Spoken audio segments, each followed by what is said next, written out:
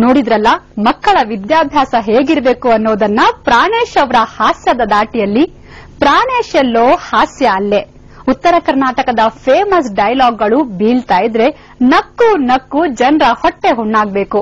ಅದೇ ಪ್ರಾಣೇಶ್ ಅವರ special punch. ಹಳ್ಳಿಗರು ನಮ್ಮ ಪಟ್ಟಣಗರು ಏನು ಓದಿದ್ರಲ್ರಿ, ನಮ್ಮೂರ್ ಕಡೆ ಬರ್ರಿ ಶೆಟ್ರ್ ಅಂತಾರ, ವೈಶ್ಯಾಸಿಗೆ ಶೆಟ್ರ್ ಅಂತಾರ, ಆರ್ಯ ವೈಶ್ಯ ಸಮಾಜ ಶೆಟ್ರು. ಆ ಶೆಟ್ರು ನಮ್ಮ ಶೆಟ್ಟಿ ಅಂಗಡಿಗಳು 300-400 ವರ್ಷದಿಂದ ಅಂಗಡಿ ನಡೆಸಾಕತ್ತಾರ್ರಿ. ಅವ್ರ ಮಗ MBA ಮಾಡಿ ಬಂದ್ 3 ತಿಂಗಳಿಗೆ ಅಂಗಡಿ ಮುಚ್ಚಿಬಿಟ್ಟ. ಯಾಕ? ವ್ಯವಹಾರ ಜ್ಞಾನ ಇಲ್ಲ ಅಂತಾಲೆ. ಶೆಟ್ರು ಏನೇನು 7ನೇ ಕ್ಲಾಸ್ ಫೇಲ್ ಆದ ಶೆಟ್ರು 300 ವರ್ಷಗಳ ಕಾಲ ಅಂಗಡಿ ನಡೆಸುವಂತ ಬಂದಿದ್ರು. ನಮ್ಮ ಮಕ್ಕಳಿಗೆ ಇವತ್ತು ಬೇಕಾಗಿರೋದು ವ್ಯವಹಾರ ಜ್ಞಾನ ಸ್ನೇಹಿತರೆ, ಬರೀ ಮಾರ್ಕ್ಸ್ ಕೊಡುವಂತ ವಿದ್ಯೆ ಅಲ್ಲ. ಆ ಮಾರ್ಕ್ಸ್ ಕೊಡುವಂತ ವಿದ್ಯೆಯಿಂದ ಸ್ವಲ್ಪ ಅವ್ರನ್ನ ದೂರ ಸರಿಸಿ ಏನ್ ಬೇಕು ಸಮಾಜಕ್ಕೆ, ಅವ ಏನು ಉಪಯೋಗ ಆಗ್ತಾನ ಹೇಳ್ರಿ. ಬಹಳ ಜನರಿಗೆ ಅದೊಂದೈತ್ರಿ, ನಮ್ಮ ಮಗ ಎಲ್ಲೂ ಬರಂಗಿಲ್ಲ, ನಮ್ಮ ಮಗ ಯಾರಿಗೂ ಕಾಣಿಸಂಗಿಲ್ಲ, ಎಲ್ಲಿರ್ತಾನ ಅವ ಅಮೆರಿಕದಾಗಿರ್ತಾನ. Is a software engineer. ಇವನು ಸಾಫ್ಟ್ವೇರ್ ಇಂಜಿನಿಯರ್ ಮಾತ್ರ ಲವ್ ಮಾಡಬೇಡ್ರಿ. ನೀವೇನಾರ ಅವ್ರ ಲವ್ ಮಾಡಿ ಮೆಲ್ಲಕ್ಕೆ ಹಿಂಗ ಅವ್ರ ಕಡೆ ಕೈ ಸರಿಸಿದ್ರಿ ಅಂದ್ರ ಅವ್ರ ಕೈ ತಗೊಂಡ್ ಕಿಸ್ ಮಾಡಂಗಿಲ್ರಿ, ಅದೊಂದು ಮೌಸ್ ಅಂತ ತಿಳ್ಕೊಂಡು ಸರಿಸಾಡ್ತಾರ.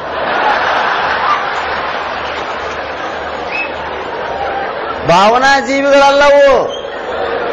ಮಾರ್ಕಸ್ ಜಾಸ್ತಿ ತಗೊಂಡ್ರು ಅಂದ್ರೆ ಭಾವನೆಗಳು ಹೋತ್ರಿ. ಅಲ್ಲೇ ಭಾವನೆಗಳು ಬರ್ಬೇಕು. ಸಾಲಿ ಓದ್ರಿಂದಲ್ಲ, ಜನರ ಮಧ್ಯೆ ಬೆರೆಯೋದ್ರಿಂದ. ಭಾವನೆಗಳು ಅರಳೋದ ಇಂಥ ಜನ ಸೇರೋದ್ರಿಂದ ರೀ. ಭಾವನೆಗಳು ಅರಳಬೇಕು, ಕೆರಳಬಾರದು. ಕೆರಳಿತಂದ್ರೆ ಮತ್ತೆ ತಲೆಗೆ ಹೋಗುತ್ತಾರೆ, ಹೃದಯಕ್ಕೆ ಬಂತಂದ್ರೆ ಅರಳತೈತೆ. ಇಂಥ ಭಾವನೆಗಳನ್ನ ಅರಳಿಸಿಕೊಳ್ಬೇಕಾದ್ರೆ ಮನುಷ್ಯನಲ್ಲಿ ಇರಬೇಕಾದ ಹಾಸ್ಯ ಪ್ರಜ್ಞೆ. ಪ್ರತಿಯೊಂದನ್ನು ಲೈಟ್ ಆಗಿ ತಗೋಬೇಕ್ರಿ, ಪ್ರತಿಯೊಂದನ್ನು ದೀರ್ಘ ಮಾಡಬಾರ್ದು. ನಮ್ಮಲ್ಲಿ ಅಗ್ದಿ ಸಲೀಸು. ಉತ್ತರ ಕರ್ನಾಟಕಕ್ಕೆ ನೀವು ಬಂದ್ರಿ ಅಂದ್ರೆ ಮುಂದೆ ಇನ್ಶರ್ಟ್ ಮಾಡ್ಕೊಂಡಿದ್ದ, ಹಿಂದೆ ಹಂಗ ಬಿಟ್ಟಿದ್ ನಮ್ ಬಿಜಾಪುರದವ್ರು. ಬೆಂಗಳೂರು ಮಂದಿ ನೋಡಿ ನಮ್ ಕೃಷ್ಣೇಗೌಡ್ರ ಅಂತಾರ, ಏಯ್ ಹುಚ್ಚ, ಇನ್ಶರ್ಟ್ ಮಾಡ್ಕೊಳ್ಳೋ ರೀತಿ ಏನೋ ಇದು. ಮುಂದ್ ಶರ್ಟ್ ಇನ್ಶರ್ಟ್ ಮಾಡಿದಿ, ಹಿಂದೆ ಹಾಗೆ ಬಿಟ್ಟಿದಿ, ಮಾಡ್ಕೊಂಡ್ರೆ ಎರಡೂ ಕಡೆ ಮಾಡ್ಕೋಬೇಕು. ಗೊತ್ತಾ ಕೃಷ್ಣೇಗೌಡ್ರ, ನೀವು ಮೈಸೂರವರು, ನಿಮ್ಗೆ ನಮ್ಮ ಪರಿಸ್ಥಿತಿ ಗೊತ್ತಿಲ್ಲ. ನಾವು ಏನು ಅದೇನೋ ಇನ್ಶರ್ಟ್ ಮಾಡಿ ಸರ ಮುಂದ ಹಿಂಗ್ ಹರಿದೈತೆ, ಅದಕ್ಕೆ ಅದನ್ನ ಒಳಗೆ ಹಾಕಿ. ಹಿಂದೆ ಪ್ಯಾಂಟ್ ಹರಿದೈತೆ, ಅದಕ್ಕೆ ಅದನ್ನ ಹಂಗ ಬಿಟ್ಟಿದಿ. ಇದನ್ನ ಯಾವ ಶಾಲೆ ಕಲಿಸೋದಿಲ್ರಿ. ಶಾಲ್ಯಾಗ ಏನ್ ಕಲಿಸ್ತಾರ, ಟಕ್ ಮಾಡು, ಟೈ ಕಟ್ಟಿಗೋ, ಇಷ್ಟ. ಬರ್ರಿ ನಮ್ ಕಡೆಗೆ. ಅದಕ್ಕರ ಅನಕ್ರವ್ರು ಹೇಳ್ತಾರ, ನಾನ್ ಹೇಳೋ ಮಾತಲ್ಲ ಸ್ನೇಹಿತರೆ. ಅನಕ್ರವ್ರು ಏನ್ ಹೇಳ್ತಾರ, ಹಸಿವು ಬಡತನಗಳು ಕಲಿಸುವಷ್ಟು ಪಾಠಗಳನ್ನ ಯಾವ ಯೂನಿವರ್ಸಿಟಿನೂ ಕಲಿಸೋದಿಲ್ಲ ಸ್ನೇಹಿತರೆ, ಯಾವ ಯೂನಿವರ್ಸಿಟಿನೂ ಕಲಿಸೋದಿಲ್ಲ. ಮಕ್ಕಳಿಗೆ ಹಸಿವು ಬಡತನಗಳ ಪಾಠವನ್ನ ಕಲಿಸ್ರಿ.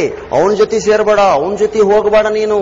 ಕೆಲವರು ಮಕ್ಕಳ ರಜದಾಗ ತಾಯಿ ತಂದೆ ಅಜ್ಜ ಅಜ್ಜಿ ಮನೆಗೆ ಕಳಿಸ್ತಿರ್ದಲ್ರಿ. ಯಾಕ? ಅವನಿಗೆ ಅಲ್ಲೆಲ್ಲ ಹೋಗ ಅಭ್ಯಾಸ ಇಲ್ಲ, ಹಳ್ಳಿ ಅಲ್ವಾ ಅದು, ಅವನಿಗೆ ಅಲ್ಲಿ ಟಾಯ್ಲೆಟ್ ಇಲ್ಲಲ್ಲ, ಅವನೆಲ್ಲ ಹೋಗಲ್ಲ.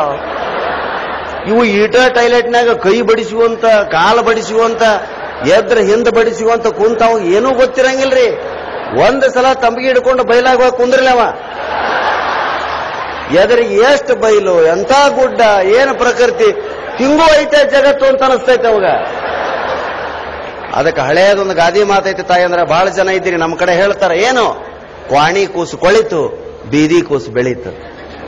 ಮಕ್ಕಳ ಕ್ವಾಣ್ಯಾಗ ಹಾಕಿದ್ರೆ ಕೊಳತು ಹೋಕ್ಕವ, ಬೀದಿಗೆ ಬಿಟ್ರೆ ಬೆಳಿತವ. ಆದ್ರ ಪ್ರಾಣೇಶ್ವರ್ ಹೇಳ್ಯಾರ ಅಂತೇಳಿ ಬೀದಿಗೆ ಬಿಟ್ಟು ಕೈ ಮುಗಿಬೇಡ್ರಿ, ಬೀದಿಗೆ ಬಿಡ್ರಿ, ಅವ್ರ ಮೇಲೆ ನಿಮ್ಮ ಕಣ್ಣಿಡ್ರಿ. ಅವಾಗ ಅವ್ರು ಉದ್ಧಾರ ಆಗ್ತಾರ. ಗುರುಗಳ ಆಶೀರ್ವಾದ ಕೊಡಿಸ್ರಿ. ಏನ್ ಈಗೊಂದು ಫ್ಯಾಷನ್ ರೀ, ಗುರುಗಳನ್ನ ಮಠಮಾನ್ಯಗಳನ್ನ ಬೈಯುವುದು ಅಂದ್ರೆ ಒಂದು ದೊಡ್ಡ ಫ್ಯಾಷನ್. ಬಹಳ ಚಂದ ಬರ್ದಾರ ಸ್ವಾಮಿಗಳು, ಪುಸ್ತಕದಾಗ ಓದಿರ.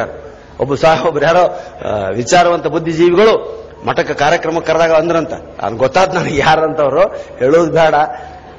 ನಾನು ಸ್ವಾಮಿಗಳನ್ನ ಮಠನ ಬೈಯೋವ ಅಂದ್ರೆ ನಿಮ್ ಮಠಕ್ಕೆ ಬರ್ತೀನಿ ನೋಡ್ರಿ ಅಂದ್ರಂತವ್ರು. ಸ್ವಾಮಿ ನಡೆದ ಘಟನೆ.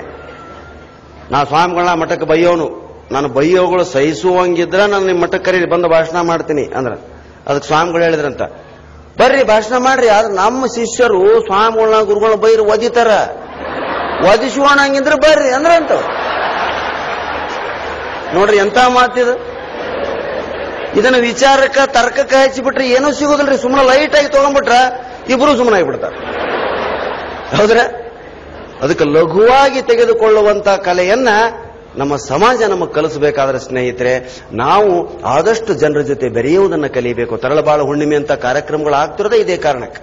ನನಗೆ ಎಷ್ಟೋ ವರ್ಷ ಕೃಷ್ಣೇಗೌಡರು ಬಹಳ ವರ್ಷಗಳಿಂದ ಹೇಳ್ತಾ ಇದ್ರು, ಒಂದು ಸಾರಿ ನೀವು ತರಳಬಾಳಗೆ ಬರಬೇಕು ಪ್ರಾಣೇಶ್ವರಿ, ಒಂದು ಸಾರಿ ತರಳೇ ಬಾಳು ತರಳ ಬಾಳು ಓದ್ದೆ ಬೆಳಗ್ಗೆ ಪುಸ್ತಕ ತರಳ ಬಾಳು ಅಂತಕ್ಕಂಥವನ್ನ ತರಳ ಬಾಳು ಮಾಡಿದ ಎಷ್ಟು ತರಳ ಬಾಳು ಮಗುವೇ ಕಂದನೇ ನೀ ಬಾಳು ಅಂತಕ್ಕಂಥ ಹಿರಿಯರ ಆಶೀರ್ವಾದ ನುಡಿಯನ್ನ ಇವತ್ತಿನ ದಿನ ಬಾಳುವುದನ್ನು ಕಲಿಸುವಂತ ಮಾತನ್ನು ನೋಡ್ತಾ ಇದ್ದೀನಿ. ಮಕ್ಕಳಿಗೆ ಬಾಳುವುದನ್ನ ಕಲಿಸ್ಬೇಕಾದ್ರೆ ತರಳ ಬಾಳು ಅಂದ್ರೆ ತರಳ ಬಾಳು, ಮಕ್ಕಳಿಗೆ ಬಾಳೋದು ಕಲಿಸ್ಬೇಕು. ನಾವಿವತ್ತು ಬದುಕೋದು ಕಲ್ಸಕತ್ತೀವ್ರಿ, ಬಾಳೋದು ಕಲಿಸುವಲ್ಲಿ. ಬದುಕುವುದೇ ಬೇರೆ, ಬಾಳುವುದೇ ಬೇರೆ. ಬದುಕು ಒಂದು ನೌಕರಿ ಬದುಕಿಸಿ ಬಿಡ್ತೈತೆ ಅವನ್ನ. ಬಾಳವೆ ಸುಲಭಲ್ಲ ಸ್ನೇಹಿತರೆ. ಬಾಳವೆ ಮಾಡಬೇಕಾದ್ರೆ ಮನುಷ್ಯನಿಗೆ ಒಳಗಿನ ಕಣ್ಣು ತೆರಿಬೇಕು, ಹಾಸ್ಯ ಪ್ರಜ್ಞೆ ಬೇಕು, ಜಗತ್ತಿನ ಎಲ್ಲವನ್ನ ಹಾಸ್ಯ ಪ್ರಜ್ಞೆಯಿಂದ ಸಮಾನವಾಗಿ ಸ್ವೀಕರಿಸುವಂತ ಗುಣ ಬೇಕು ಅಂತ ಇಂತಹ ದೊಡ್ಡ ದೊಡ್ಡ ಧರ್ಮದ ವೇದಿಕೆಯಾಗಿ ಸಹಿತ ನಮ್ಮನ್ನು ಕರೆಸಿ ನಿಂದಿರಿಸಿ ಮಾತಾಡ್ಸಕತ್ತ. ಹಾಸ್ಯಕ್ಕೆ ಇವತ್ತಿರೋ ಬೆಲೆಯನ್ನ ನೀವು ತಿಳ್ಕೊಂಡು ನೀವು ಕೂಡ ಹಾಸ್ಯ ಪ್ರಜ್ಞೆ. ಬೆಂಗಳೂರು ಮಂದಿ ಬಾಳ್ ನಗಂಗಿಲ್ರಿ, ಬಹಳ ಕಷ್ಟ ನಿಮ್ಮನ್ನ ನಗಿಸೋದು. ಈಗ ಸ್ವಲ್ಪ ಸುಧಾರಿಸಿರಿ, ನಗ ಬರಕತ್ತೀನಿ ನಾನು. ಮೊದಲ 9 ವರ್ಷದಿಂದ ಬಂದಾಗ ಏನ್ ನಮ್ಮ ಪರಿಸ್ಥಿತಿ ಉಳಿದೊಂದು ಉಳಿದಿತ್ತು. ನಾನಿಲ್ಲಿ ಮಲ್ಲೇಶ್ವರಂ ಗ್ರೌಂಡ್ ಶಿವರಾತ್ರಿ ದಿವಸ ರಾತ್ರಿ 2 ಗಂಟೆ ಕರೆದು ಬಿಟ್ರೆ ನನ್ನ ಪ್ರಾಣೇಶ ಈಗ ಬಂದು ಮಾತಾಡ್ತಾನ ಅಂತ ಹೇಳಿ ಹೋಗಿ ನಿಂದಿರ್ತೀನಿ. ಅನೌನ್ಸ್ ಮಾಡಿದವ್ರು ಬರೇ ಪ್ರಾಣೇಶ್ ಮಾತಾಡ್ತಾನ ಅಂತ ಹೇಳಿಲ್ರಿ. ಈಗ ಪ್ರಾಣೇಶ್ ಅವರು ಗಂಗಾವತಿ ಪ್ರಾಣೇಶ್ ಮಾತಾಡ್ತಾರೆ ಅಂತ ಹೇಳಿ ಅಲ್ಲಿ ತಿಂಡಿ ವ್ಯಾನ್ ಬಂದಿದೆ, ಯಾರಾದ್ರೂ ತಿಂಡಿ ತಗೊಳ್ಳೋರು ಹೋಗ್ಬೋದು ಅಂದ್ಬಿಟ್ರು. ಅಯ್ಯೋ ತಿಂಡಿ ಬಂದಿದೆ ಅಂತ ಅರ್ಧ ಜನ ಎದ್ದು ಬಿಟ್ರು. ಆದ್ರೂ ಅಂತ 2:30 ರಾತ್ರಿಯಾಗ ಮಾತಾಡಿ ನಾನು ಈ ಊರಿನ ಜನರ ಮನಸ್ಸನ್ನು ಗೆದ್ದೆ. ಅದು ಎಲ್ಲಕ್ಕಿಂತ ಹೆಚ್ಚಾಗಿ ನೀವು ನಮ್ಮ ಭಾಷೆಯನ್ನು ಪ್ರೀತಿಸಿದ್ರಿ, ನಮ್ಮ ಭಾಷೆಯನ್ನು ಕೇಳಿದ್ರಿ, ಸಂತೋಷ ಪಟ್ರಿ. ಇವತ್ತು ಎಲ್ಲೇ ಪ್ರಾಣೇಶನ ಕಾರ್ಯಕ್ರಮ ನಡೆದ್ರೂ ಸಹಿತ ಇಷ್ಟು ಜನ ನಿಂತು ಕುಂತು ಕೇಳ್ತೀರಿ ಅಂದ್ರೆ ಅದು ನನ್ನ ದೊಡ್ಡ ಸ್ಥಾನ ಅಲ್ಲ, ಎಲ್ಲ ಭಾಷೆಗಳನ್ನ ಗೌರವಿಸುವಂತ ನಿಮ್ಮ ದೊಡ್ಡ ಗುಣ ಸ್ನೇಹಿತರು. ಇವತ್ತು ಅನೇಕ ಜನ ಭಾಷಣಕಾರರು ಉತ್ತರ ಕರ್ನಾಟಕ ಭಾಷೆಯಲ್ಲೇ ಮಾತಾಡ್ರಿ, ನಾ ಬೆಂಗಳೂರು ಭಾಷೆ ಮಾತಾಡಿದ್ರೆ ಬೈತಾರೆ, ನಿಮ್ಮ ಭಾಷೆದ ಮಾತಾಡಪ್ಪ ಅಂತಾರ. ಅಷ್ಟು ಹಿಡಿಸೈತೆ ನಿಮಗೆ ಭಾಷಾ. ಅದಕ್ಕೆ ಎಲ್ಲ ಭಾಷೆಗಳನ್ನ ನಾವು ಪ್ರೀತಿಸೋಣ. ಎಲ್ಲ ಭಾಷೆಗಳು ಕಿಟಕಿಗಳಾಗಬೇಕು. ಹಿಂದಿ, ಮರಾಠಿ, ಉರ್ದು, ತೆಲುಗು ಎಲ್ಲ ಕಲೀರಿ, ಬೇಡ ಅನ್ನೋದಿಲ್ಲ. ಅವೆಲ್ಲ ಕಿಟಕಿ. ಮೇನ್ ಡೋರ್ ಏನೈತಲ್ಲ ಅದು ಕನ್ನಡ ಆಗಬೇಕು. ಮೇನ್ ಮುಖ್ಯ ದ್ವಾರ, ಮಹಾದ್ವಾರ ಕನ್ನಡ ಆಗಿ ಕನ್ನಡದಿಂದ ಅವ್ರು ಒಳಗೆ ಬರಲಿ. ಆಮ್ಯಾಗ ಅವ್ರ ಜೊತೆಗೆ ನಾವು ಅಷ್ಟು ಭಾಷಾ ಕಳೆಯೋಣ.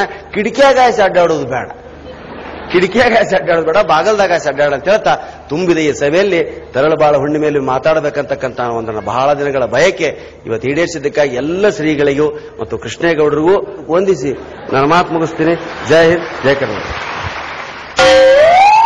ನಿಮ್ಮನ್ನ ನಗಿಸೋದಕ್ಕೆ ಮತ್ತೊಂದಷ್ಟು ಕಲಾವಿದರು ಬರ್ತಾರೆ ಬ್ರೇಕ್ನ ನಂತರ.